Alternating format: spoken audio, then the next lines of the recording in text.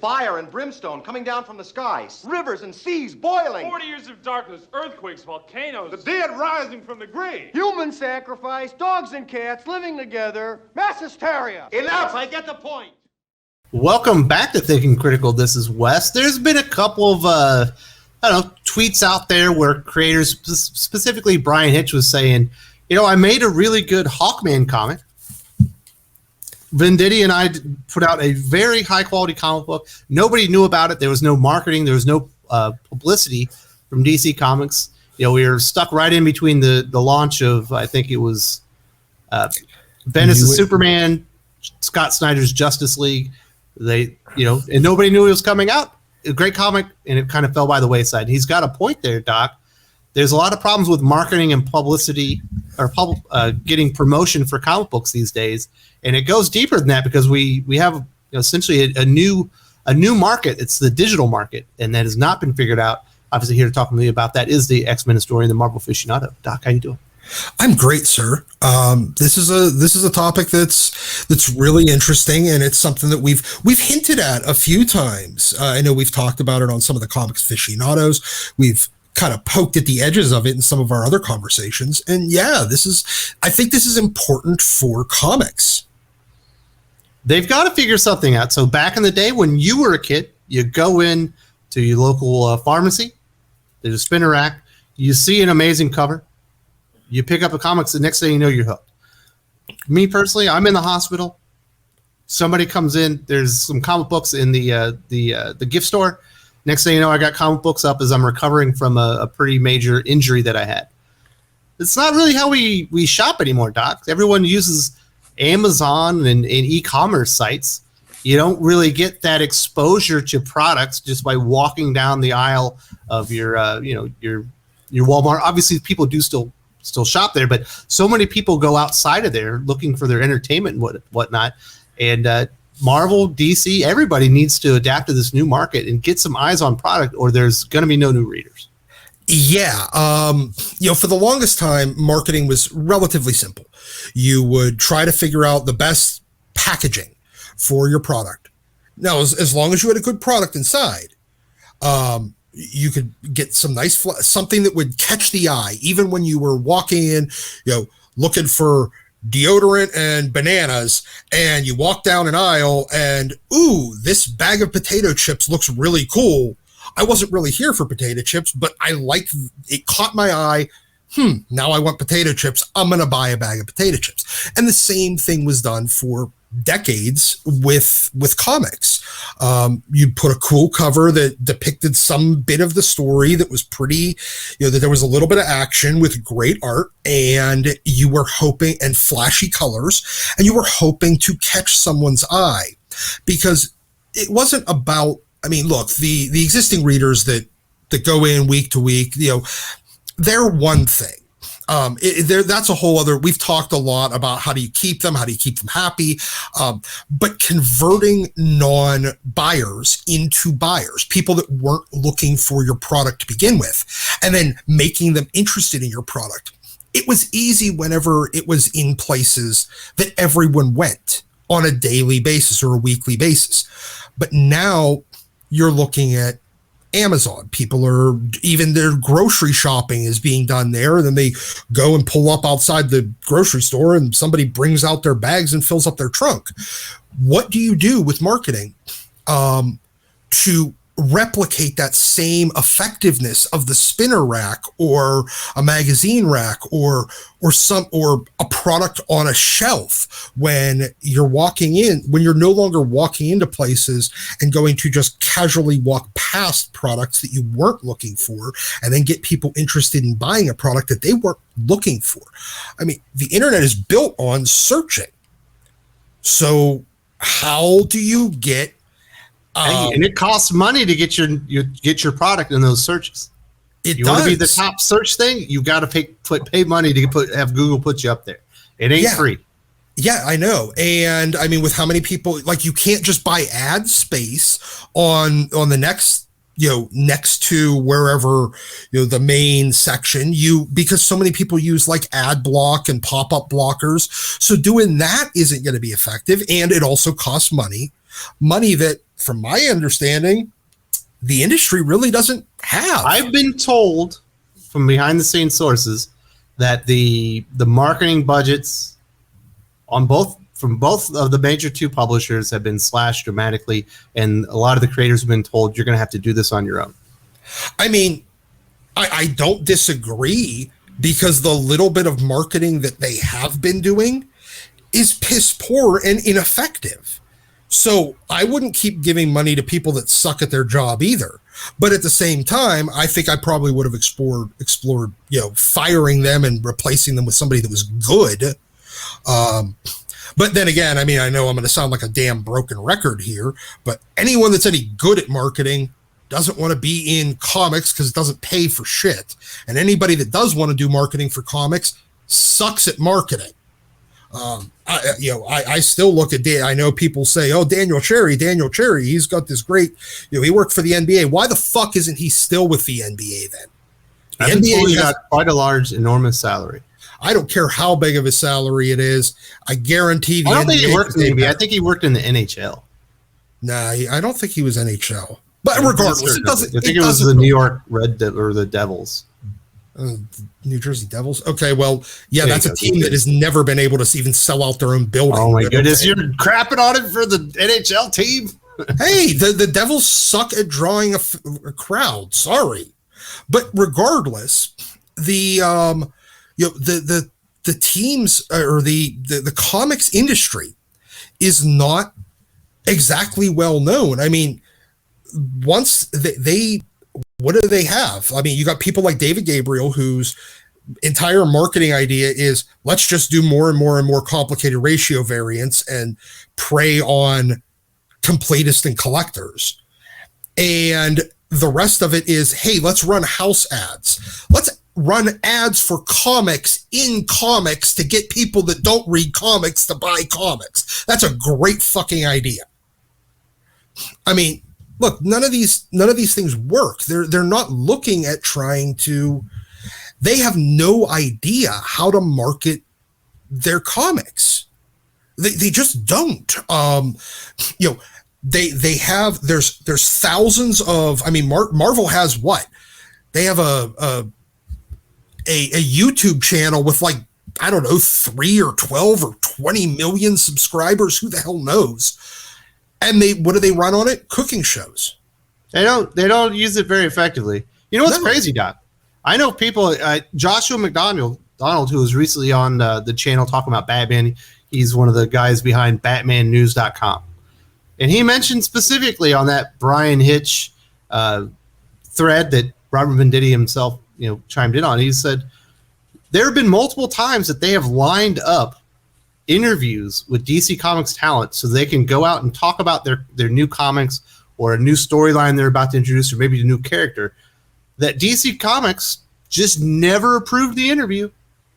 They're going out there, giving their time, had everything scheduled up, but DC were the problem. It wasn't the creator or anything. They wanted to go out there and get in touch with the readers, get in touch with the customers, let them know something exciting was happening. And the marketing department at DC was just either asleep at the wheel or too incompetent to know that this was an opportunity to help somebody go sell a product for free. Yeah, I mean, look, we just talked about evangelists, a number of times, and this is another case. You have comic websites, like not shill websites, but like legit fan websites. Mark Pellegrini ran that TMNT site for years. That would be that's a million hours of marketing. He reviewed budget. every single TMNT comic from Mirage all the way into the IDW period until like into the 70s. He had a thing where they connected the entire like TMNT multiverse and how it all connected, and he had the entire, canonically speaking, like if you want to read from the beginning to the end, this is where you start. And yeah, like I mean, that's the kind hours he put in there.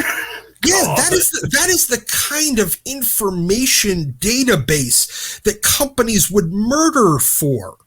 And they just don't do anything with it. Like they and you have, I mean, that's a trusted site.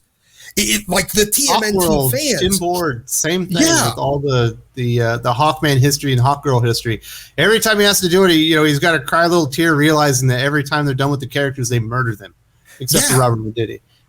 Like, I mean, look, you have these evangelists out there. You have comic websites that might not, not just, it's like they only they only really act when You it's have to be a approved. shill. Yeah. It's the access media.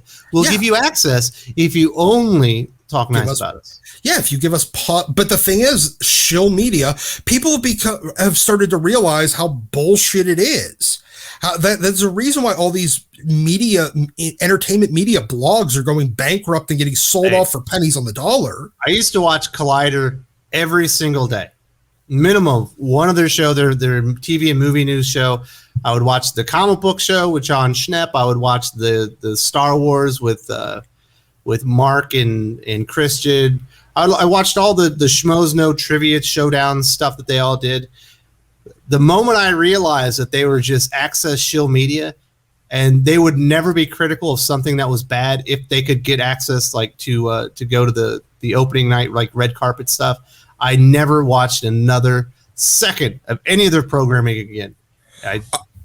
That makes complete sense to me too, because people tune out once they realize you can no longer trust the media that you're trusting to get your news and information from. When you know that it's bought and paid for. And the pathetic thing is, you tune out. These guys are bought and paid for just in comic books. Yeah, here you have some access to digital comics before they're released, so you could do a review. Look, it's the comic industry, so I mean, if you're going to be a whore, they're going to be a cheap whore. Can you pay me in nachos? Yeah, I was waiting for. Honestly, I'm surprised it's not Doritos and Mountain Dew. I would do that over just some digital comics. Yeah, exactly. But for a digital age, you need a digital advocacy. You need a digital way to get your product in front of people. I mean, you got people like I know that like Comicstorian and Comics Explained, they have 1 million plus subscribers, but they end up just reading the comic to you and giving you no incentive to go buy it. But you have there's a lot of other comic YouTubers out there that legit talk about comics and don't just read them to you. I mean, I know that you're a smaller one, but you have the trust of your audience. Doc. I know, but you have you have the trust of your audience. You call shit, and you call good things, and people can trust you might disagree with them. They might like things that you don't, you might like things that they don't, but they believe that you are being honest when you give an opinion. Same way with Perch, same way with a lot of other, even people like Zach. You all try to give an honest opinion, and that's great. And people trust that. Now, if these companies don't have any money, then what do they have? Well, they have time and they have product. Have you heard of Supercell? No, I don't think so. Okay, so Supercell is like a Scandinavian mobile gaming company. I used to be, I wouldn't say addicted to Clash of Clans, but somewhat addicted. I might have played 4 or 5 accounts, and I might have been in a league, and I may have been an all-star. I had to give it up for the YouTube channel because I didn't have enough time for both. But when I was into Clash of Clans, they have big YouTubers, like multiple YouTubers, and what Supercell would do is they would bring the YouTubers in. They would have like these forums and stuff. And I'm not saying DC should be bringing YouTubers to Burbank and having meetings or whatever. You can do these things digitally, but they would bring them in and they would give them access to sneak preview content for like their new updates, whatever the new thing that's going to be dropping, whether it be a new warrior character, new game board, new town hall level, whatever it is, new type of game setting. And the YouTubers had, they couldn't talk about it until a certain date, but then they got, 72 hours before the thing happened where they could talk about it, show people what was going on, and say whether they thought it was good or not. And you know what would happen? If they did something that was exciting, because as somebody that, I still watch these sometimes, I'll go back there, and if I see something, I was like, man, I always wanted this in Clash of Clans. It's finally here, and I had that itch to go back in there and turn my accounts back on. A lot of people, in fact, do, and it brings people back in once they finally see that there's something happening to get excited about again. Because a lot of times the reason you walk away from a mobile game is it gets stale. Yeah. Same thing with comic books. Yeah. And they give them access to this stuff as partners. And they, obviously YouTubers are happy because they have sneak preview stuff that people are going to come watch their videos. And Supercell and Clash of Clans team are happy because people are getting excited before the update even happens. They're turning their accounts back on and they're ready for it. They're waiting for it the moment that it happens, and they crash the servers. Yeah. And now, while that is kind of the definition of access media, as long they can say whatever they want. I I've know seen these guys trash it. Exactly, but they keep the companies are honest about it, and they let people they give invites back for the next time around to even people that shit on there. Yes, like there was the one guy that was famous. It was Jake from One Hive. Every time he got access, he would crap all over it. He he left and created his own game, but they let him. They continued to let him have access until he quit. Yeah, I mean, look, as long as they're not revoking access for a bad review, then I am all for stuff like that. Because if they don't have money for it, what do they have? They have product and they have time. Got samples. So yeah, they got product, they got time, and use that as samples. Like, if the comics industry is going to force the creators to do their own marketing in order to sell the comics, fine, okay, but they also have to lose the right for veto power over what forums and work with them and say, hey, here's the 5 pages that you can sneak peek before, and we're not going to send them to CBR and Newsarama and all the other shill sites. This will be exclusive content that you can give out and get people excited. Maybe go on there and talk for 5 minutes about the amazing thing that you've done. Yeah, and they need to lose the veto power over what outlets they're allowed to use, because people don't trust IO9 and CBR and Newsarama anymore. Period. IGN, they don't. Yeah, nobody trusts them. So why are you still using them? Oh, that's right, because they kiss your ass. It's easy. You create whatever your the news report that you're going out there to say whatever's happening. You hit the send button to reply all to everyone you always send it to, and then they run an article on it. It's completely boring and mundane, and nobody trusts. And that's what it comes down to. Nobody trusts it. So therefore, all of your efforts at digital online marketing are a flop, because all the people that you think you're getting this out to that actually buy comics stopped reading the outlets you're sending it to long ago. You've ruined Wizard Magazine, and you've ruined all of the comic book websites, news sites. Yes. Yeah, there was a time when Newsarama was actually trustworthy. That was 10 years ago. Actually, longer than that. People might not realize a lot of these little these websites are owned by comic publishers. Oh yeah, Avatar owns Ryan Johnson, or Rich Johnston's bullshit Bleeding Stool.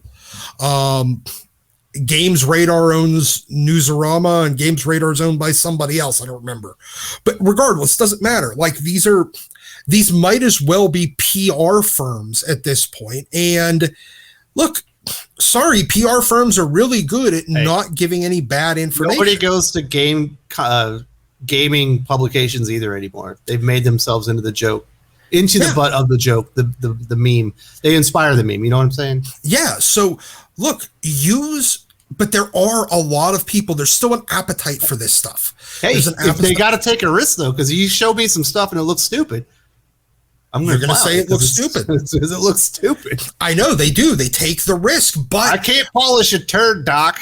But taking a risk, it means that you're standing behind your product. You believe in your product, even if that product's bad, and people start to trust you again. Even, you're standing behind it. You're willing to take the risk. You're willing to take a punch in the face, and then maybe go, oh, well, shit. Everybody hated that. All right, cool. Well, we'll try it again. At least people know about it. And Exactly. somebody that perhaps they have a modicum of trust with actually say something about it. Yeah, exactly. And none of these companies have it.